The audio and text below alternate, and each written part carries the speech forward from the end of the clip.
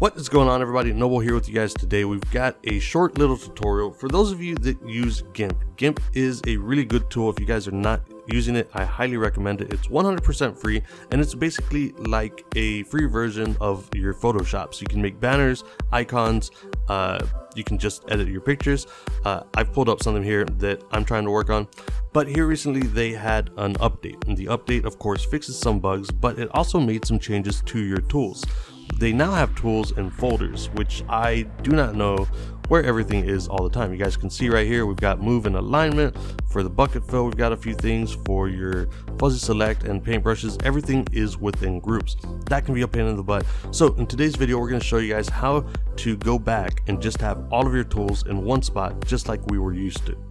So all you have to do is click on your edit button up here and head down to preferences. Now this is where you can go ahead and change a lot of things. Today we're just going to be focusing on the tools and not having groups anymore.